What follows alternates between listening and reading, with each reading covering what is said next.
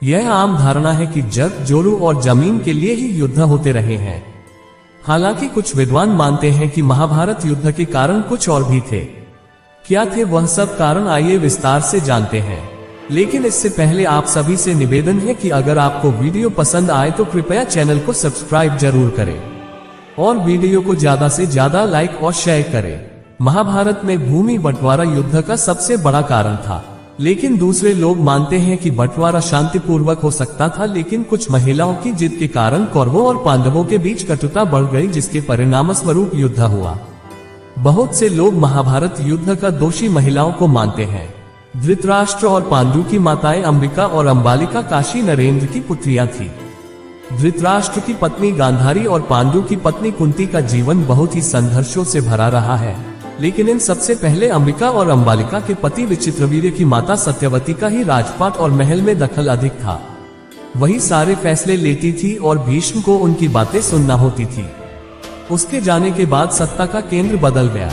हालांकि कुछ लोग गंगा, सुभद्रा, लक्ष्मणा को भी युद्ध के कारणों में गिनते हैं, लेकिन असल में कौन सी महिलाएं युद्ध का सबसे बड़ा कारण थी? आओ जानते हैं उन प्रमुख स्त्रियों को जिनके कारण महाभारत युद्ध हुआ। सुभद्रा तो कृष्ण की बहन थी, जिसने कृष्ण के मित्र अर्जुन से विवाह किया था, जबकि बलराम चाहते थे कि सुभद्रा का विवाह कौरव कुल में हो। बलराम के हट के चलते ही तो कृष्ण ने सुभद्रा का अर्जुन के हाथों हरण करवा दिया था। बाद में द्वारका में सुभद्रा के साथ अर्जुन का विवाह विधिपूर्वक संपन्न हुआ। विवाह के बाद वे 1 वर्ष तक द्वारका में रहे और शेष समय पुष्कर क्षेत्र में व्यतीत किया। 12 वर्ष पूरे होने पर वे सुभद्रा के साथ इंद्रप्रस्थ लौट आए। अगर आपको वीडियो पसंद आए तो कृपया चैनल को सब्सक्राइब जरूर करें। लक्ष्मणा श्री कृष्ण की 8 पत्नियों में एक जाम्बूती थी। जाम्बूती कृष्ण के पुत्र का नाम साम्ब था। साम्ब का दिल दुर्योधन भानुमति की पुत्री लक्ष्मणा पर आ गया था और वे दोनों प्रेम करने लगे थे। दुर्योधन के पुत्र का नाम लक्ष्मण था और पुत्री का नाम लक्ष्मणा। दुर्योधन अपनी पुत्री का विवाह श्री कृष्ण के पुत्र ने नहीं करना चाहता था। भानुमति सुदक्षिण की बहन और दुर्योधन की पत्नी थी, इसलिए एक दिन साम्ब ने लक्ष्मणा से प्रेम विवाह कर लिया और लक्ष्मणा को अपने रथ में बैठाकर द्वारिका ले जाने लगा। जब ये बात कौरवों को पता चली तो कौरव अपनी पूरी सेना लेकर साम्ब से युद्ध करने आ पहुंचे। कौरवों ने साम्ब को बंदी बना लिया। इसके बाद जब श्री कृष्ण और बलराम को पता चला, तब बलराम हस्तिनापुर पहुंच गए। बलराम ने कौरवों से निवेदन पूर्वक कहा कि साम्ब को मुक्त कर उसे लक्ष्मणा के साथ विदा कर दे, लेकिन कौरवों ने बलराम की बात नहीं मानी। तब बलराम ने अपना रौद्र रूप प्रकट कर दिया। वे अपने हल से ही हस्तिनापुर की संपूर्ण धरती को खींचकर गंगा में डुबोने चल पड़े। ये देखकर कौरव भयभीत हो गए। संपूर्ण हस्तिनापुर में हाहाकार मच गया। सभी ने बलराम से माफी मांगी और तब साम्ब को लक्ष्मणा के साथ विदा कर दिया। द्वारिका में साम्ब और लक्ष्मणा का वैदिक रीति से विवाह संपन्न हुआ। अगर आपको वीडियो पसंद आए तो कृपया चैनल को सब्सक्राइब जरूर करें। सत्यवती। महाभारत की शुरुआत राजा शांतनु से होती है। शांतनु को गंगा से एक वीर और देवतुल्य संतान मिली थी, लेकिन शांतनु ने उस संतान की इच्छा या अनिच्छा का ध्यान रखे बगैर अपनी इच्छाओं को ज्यादा महत्व दिया। कहते हैं कि शांतनु भोग विलासी राजा था, क्योंकि उनको राज्य से ज्यादा अपने कुल की वृद्धि की चिंता ज्यादा रहती थी। गंगा के चले जाने के बाद उनका जीवन जब अकेलेपन में बीतने लगा, तब एक दिन नदी के तट पर वे घूम रहे थे तो उन्होंने एक निषाद कन्या को देखा। उसे देखकर वे मोहित हो गए। उन्होंने उसके साथ विवाह करने की ठानी। वे उस कन्या के पिता के पास गए। कन्या का नाम था सत्यवती। इस पर धीवर कन्या के पिता ने कहा, राजन, मुझे अपनी कन्या का विवाह आपके साथ करने में कोई आपत्ति नहीं है, किंतु मैं चाहता हूं कि मेरी कन्या के गर्भ से उत्पन्न पुत्र को ही आप अपने राज्य का उत्तराधिकारी बनाएं, तो ही यह विवाह संभव हो पाएगा। ये बात सुनकर शांतनु महल लौट आए और उदास तथा चुप चुप रहने लगे। महाराज की इस दशा को देखकर उनके पुत्र देवव्रत भीष्म को चिंता हुई। जब उन्हें मंत्रियों द्वारा पिता की इस प्रकार की दशा होने का कारण पता चला तो वे निषाद के घर जा पहुंचे और उन्होंने निषाद से कहा, हे निषाद, आप सहर्ष अपनी पुत्री सत्यवती का विवाह मेरे पिता शांतनु के साथ कर दें। मैं आपको वचन देता हूं कि आपकी पुत्री के गर्भ से जो बालक जन्म लेगा वही राज्य का उत्तराधिकारी होगा। कालांतर में मेरी कोई संतान आपकी पुत्री के संतान का अधिकार छीन न पाए, इस कारण से मैं प्रतिज्ञा करता हूं कि मैं आजन्म अविवाहित रहूंगा। अगर आपको वीडियो पसंद आए तो कृपया चैनल को सब्सक्राइब जरूर करें। उनकी इस प्रतिज्ञा को सुनकर निषाद ने हाथ जोड़कर कहा, हे देवव्रत, आपकी यह प्रतिज्ञा अभूतपूर्व है। इतना कहकर निषाद ने तत्काल अपनी पुत्री सत्यवती को देवव्रत तथा उनके मंत्रियों के साथ हस्तिनापुर भेज दिया। परिणाम मित्रों, आप ही सोचिए, यदि शांतनु सत्यवती को न चाहते तो कुरुवंश का भाग्य कुछ और ही होता। इस राजा ने एक स्त्री के लिए अपने पुत्र के जीवन को नष्ट कर दिया। इससे पता चलता है कि शांतनु एक सामान्य राजा था। उसने अपने राज्य तथा पुत्र को प्राथमिकता न देकर अपनी भोगवृत्ति को प्राथमिकता दी। तो ये कहना उचित होगा कि सत्यवती ही एक प्रमुख कारण थी जिसके चलते हस्तिनापुर की गद्दी से कुरुवंश नष्ट हो गया। यदि भीष्म सौगंध नहीं खाते तो वेदव्यास के 3 पुत्र पांडु, धृतराष्ट्र और विदुर हस्तिनापुर के शासक नहीं होते, या ये कहें कि उनका जन्म ही नहीं होता। तब इतिहास ही कुछ और होता। कुंती, भीष्म की प्रतिज्ञा के बाद कुरुवंश का इतिहास बदल गया। महाभारत के अनुसार पांडु अंबालिका और ऋषि वेदव्यास के पुत्र थे। वे पांडवों के धर्मपिता और धृतराष्ट्र के छोटे भाई थे। धृतराष्ट्र के अंधे होने के कारण पांडु को हस्तिनापुर का शासक बनाया गया। एक बार राजा पांडु अपनी दोनों रानियों कुंती और माद्री के साथ आखेट कर रहे थे कि तभी उन्होंने मृग होने के भ्रम में बाण चला दिया, जो एक ऋषि को जाकर लगा।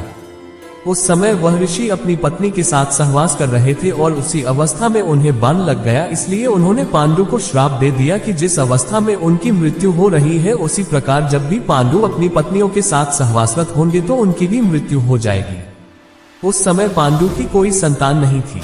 अब उनके लिए ये संकट की बात हो गई थी। जब उन्होंने यह बात कुंती को बताई तो कुंती ने उन्हें ऋषि दुर्वासा द्वारा उनको मिले वरदान की बात कही। इस वरदान से कुंती किसी भी देवता का आवाहन कर उन्हें बुलाकर उनके साथ नियोग कर सकती थी। विवाह पूर्व उन्होंने सूर्य देव का आवाहन किया था, जिसके चलते कर्ण का जन्म हुआ था, लेकिन कुंती ने लोक लज्जा के कारण उसे नदी में बहा दिया था। खैर, अगर आपको वीडियो पसंद आए तो कृपया चैनल को सब्सक्राइब जरूर करें। पांडु मान गए तब कुंती ने एक एक कर कई देवताओं का आवाहन किया।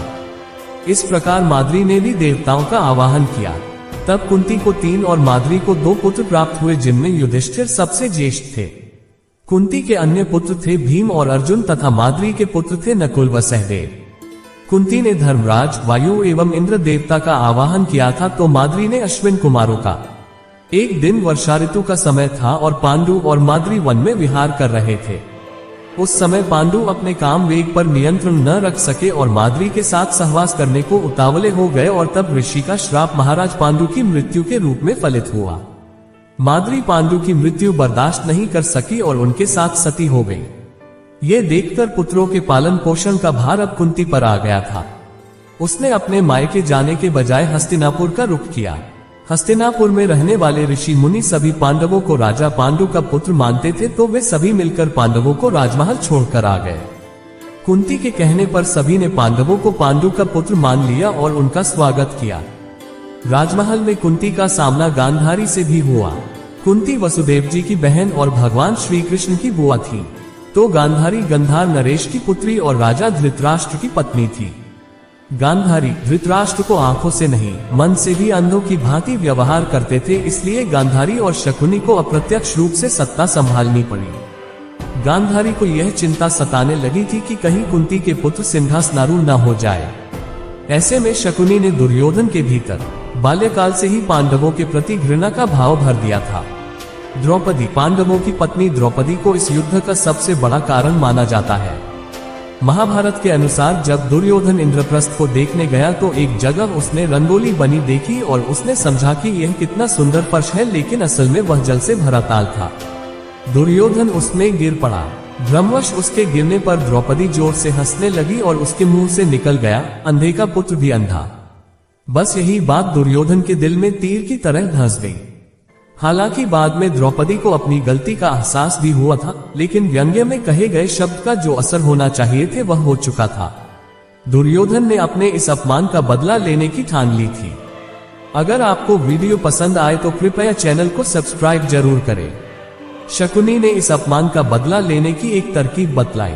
उसने दुर्योधन से कहा कि पांडवों को द्यूत क्रीड़ा खेलने के लिए आमंत्रित किया जाए। उन्होंने कहा कि राज्य बंटवारे का निर्णय अब इस खेल के माध्यम से ही होगा। द्यूत क्रीड़ा जो अब न खेली गई होती तो युद्ध तो शायद युद्ध भी नहीं होता। पांडवों ने दुर्योधन के आमंत्रण को स्वीकार कर लिया। उन्होंने अपने भाग्य का निर्णय द्यूत के खेल पर छोड़ दिया। लेकिन पांडव तो इस खेल में माहिर नहीं थे, फिर कैसे वे ये खेल खेलने के लिए तैयार हो गए। उनका मानना था कि यह खेल भाग्य पर निर्भर है, न कि चाल, छल या कपट पर। भगवान कृष्ण ने इस खेल का विरोध किया था, लेकिन पांडव नहीं माने। श्री कृष्ण ने कहा कि फिर इस बुरे खेल में मैं साथ नहीं दूंगा। भगवान कृष्ण ने गीता में कहा भी है कि सबसे बुरे खेल में द्यूत क्रीड़ा है। पांडव खेल में एक के बाद एक राज्य हारते गए।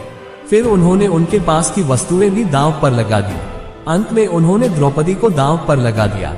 बस यहीं से युद्ध की नींव रख दी गई। द्रौपदी का चीरहरण होते हुए सबसे देखा, लेकिन भगवान कृष्ण ने अंत में पहुंचकर द्रौपदी की लाज बचाई। यह महाभारत का सबसे बड़ा टर्निंग पॉइंट था। प्रियो मित्रों, आज के वीडियो में इतना ही। अगर आपको वीडियो पसंद आए तो कृपया चैनल को सब्सक्राइब जरूर करें और वीडियो को ज्यादा से ज्यादा लाइक और शेयर करें। कल फिर मिलेंगे एक नए वीडियो के साथ। तब तक आप सब खुश रहे, मस्त रहे।